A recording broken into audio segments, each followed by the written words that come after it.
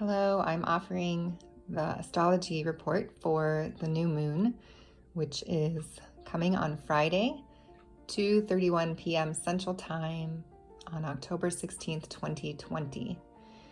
And I haven't done a video reading in a little while, so Mercury's retrograde, so why not? Here we go. Switch up the communications a bit. This is a really intense new moon. You probably are feeling that. There's been a lot of grief in my circles and people leaving the planet, and also some anticipation, some hope, some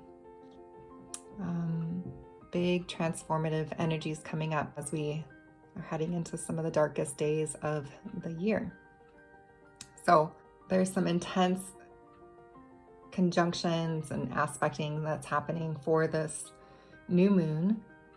And the way I like to see astrology is that we're not so much as determined by the stars, but when we take conscious, mindful action or use the wisdom of the stars with our own will, and we act and walk and move, making conscious choices, the stars can help empower us and teach us and really give our choices the boost that we need in our own journey of development, our soul development. So there are two T-squares in the chart. T-squares are a little intense. So you can see this one from the moon and the sun for the new moon is at 23 degrees, almost at 24 degrees actually, in Libra. Sun and moon are together here, and it's making a square to the party in Capricorn that has been making 2020 so much fun here. Jupiter, make it bigger. Pluto, lord of the underworld, dun dun dun dun dun dun dun dun, and Saturn, the cold, unfeeling father time of structures and death, also rules Saturday. And the energy of Saturday, on a great Saturday, there's, at least this is in my perspective, there's games being played, there's fun being had, there's organization, there's running and enjoying the outside, all of the leisurely pleasures of Saturn. So I think I always think of Saturn as really cold and dark, but Saturn has that Saturday feeling aspect to it as well. So anyways, all of these guys have been causing a lot of changes of structures on Earth. And next to Saturn, we have, I found this today just kind of by accident, Antigone is a myth. Antigone was a daughter of Oedipus, and her brother was wrongly killed, and she insisted that he have a proper burial. And the guy who was king was like, no, girlfriend, we're gonna lock you in a cave or something. How dare you defy the king? And Antigone said, the divine law is higher than the human law. I am following divine law. So she was a rebel against a king to do the right thing, even when he was trying to use her power against her. A couple of different endings to that story. Her myth was actually wrote about, but it was lost. So a lot of it is still mysterious. But she fought to give her brother a proper burial, and then she committed suicide, and then a whole bunch of other women committed suicide because of the grief of this particular situation. So I think that's a really interesting myth to consider with the transformations on Earth that are happening, of this mournful feminine being a part of the structural change, and the ways in which the feminine or just divine law has been dishonored on Earth, that higher cosmic law and order is returning to vindicate some of these wrongs. What's interesting is exactly across the chart is Medusa asteroid, and Medusa is another tragic feminine story of a woman who was a priestess of Athena and was raped. And in some of the versions of the story, she's gifted the snake hair by Athena to protect her against being raped. And then, of course, she's beheaded. And there was just recently a statue unleashed of Medusa holding Perseus's head.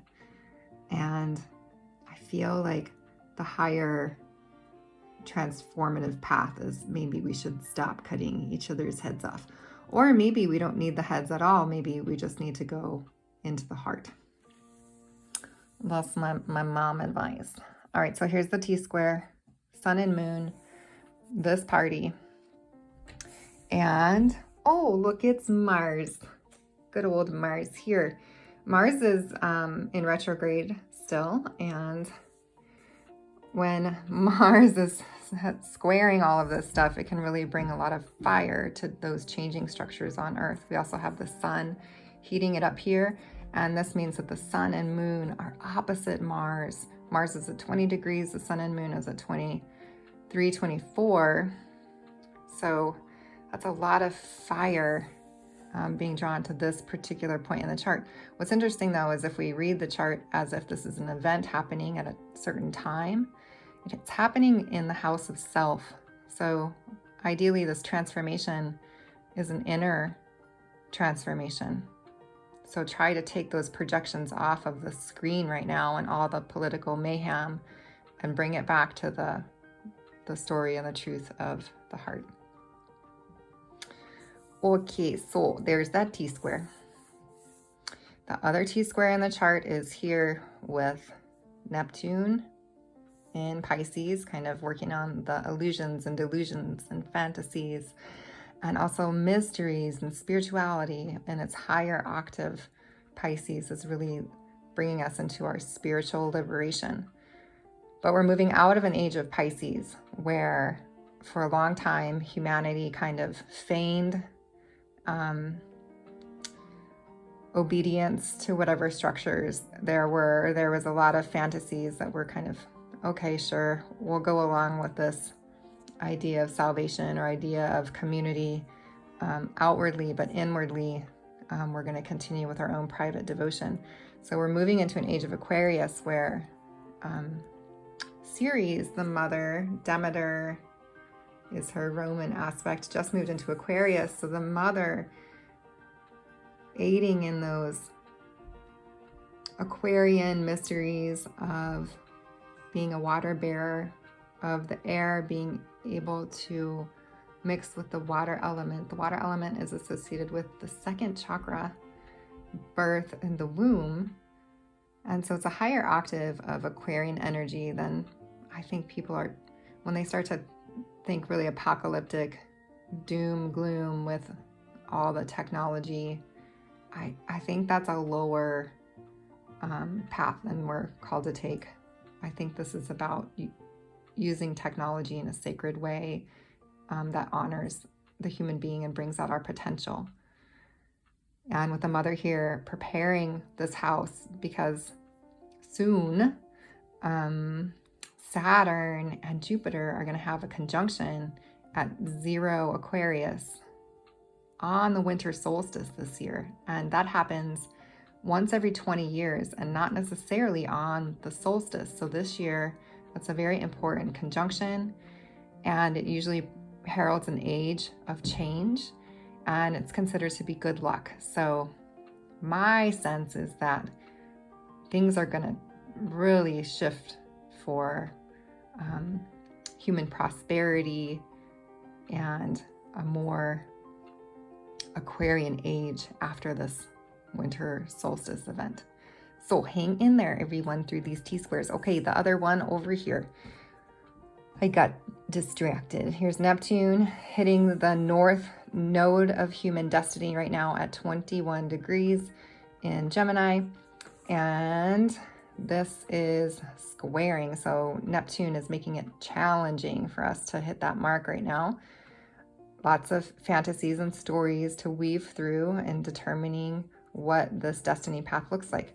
But there is help coming from the sun and the moon, trining that destiny path and really illuminating it and making it clear. So helping to shift through those illusions and delusions. Interestingly enough, I did take a peek at Donald Trump's chart. To be fair, I guess I should also look at Biden's. But I know Donald Trump, his North Node of Destiny is also similarly placed to where ours is right now collectively. You know, take it or leave it for what it's worth. Okay, let's finish that T-square. Neptune, North Node of Destiny, and then Venus is squaring the North Node as well. Venus is in Virgo at 16 degrees, and Venus is in a fall in Virgo, just as Jupiter is in a fall in Capricorn. That means that their best aspects are not always coming out, or more of their shadow aspects are coming out. As my son is yelling in the background, speaking of shadow aspects. We are also in a Mercury retrograde.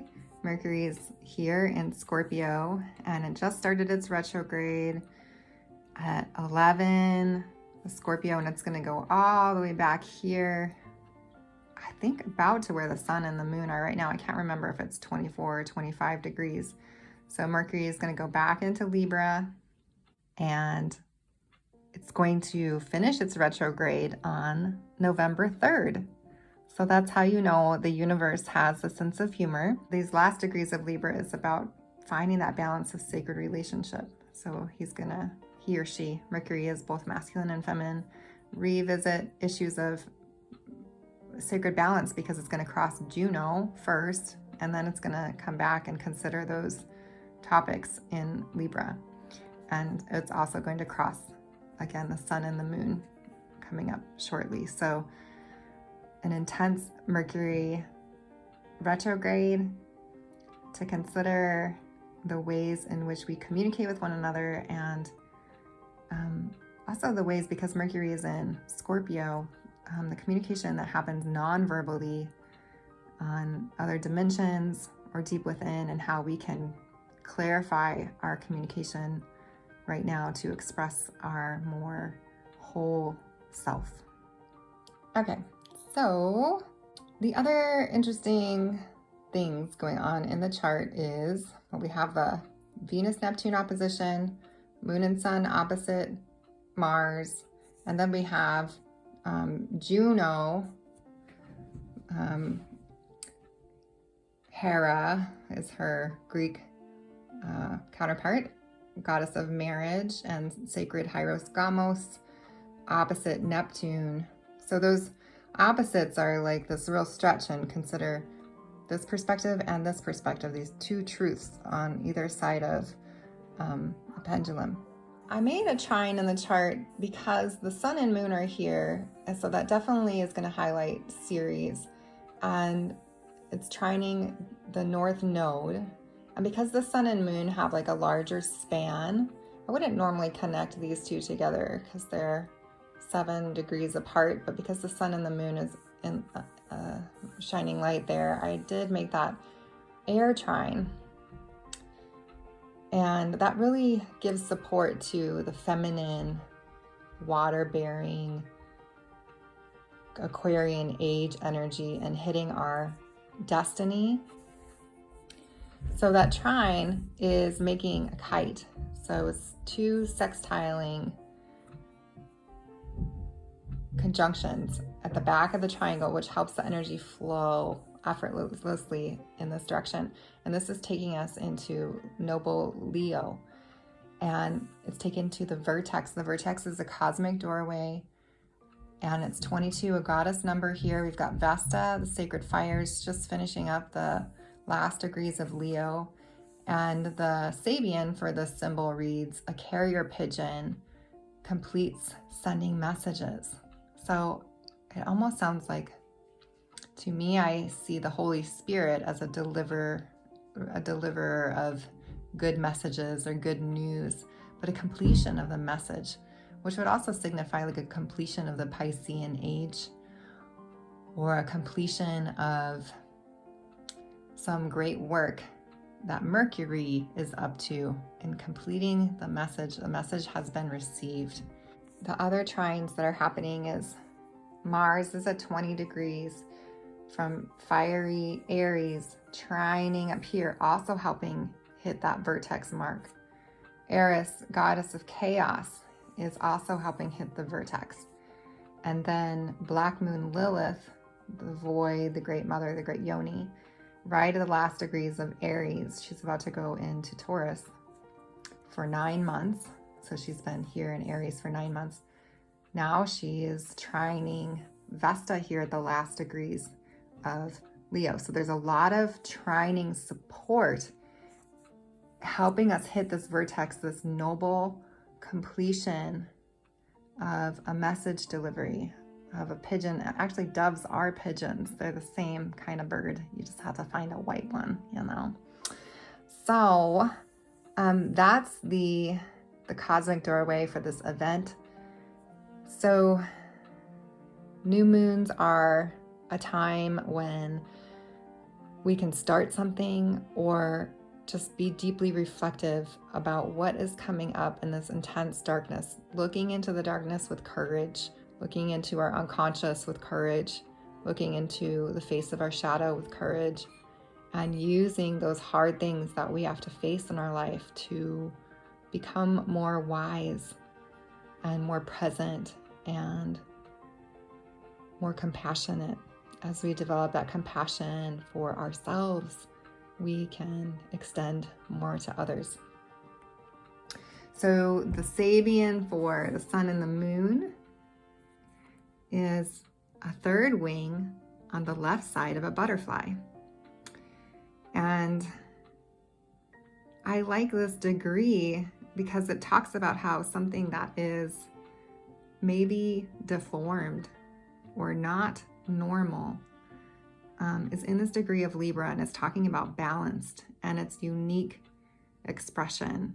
It's also pointing towards a third way. And in this election season where we have great polarization between right and left,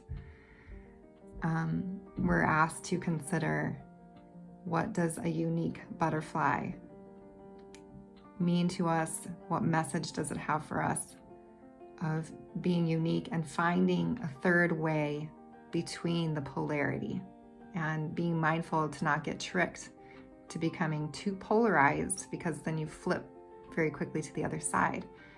So the path is finding the third way, finding the center. The Sabian degree for Black Moon Lilith here at the very end of her cycle through Aries is a mama duck and her brood. And this has to do with family. So that mothering energy is really coming through the sacred fires. Blessings to you all on this new moon time. May we be open to hearing and receiving those sacred messages that are coming through to us. And may we proceed with wisdom and neutrality as we walk through these initiation days towards the election, but more than that, towards the healing and reconciliation of our souls and the restoration of peace on earth. Good luck. We're gonna need it. Take care.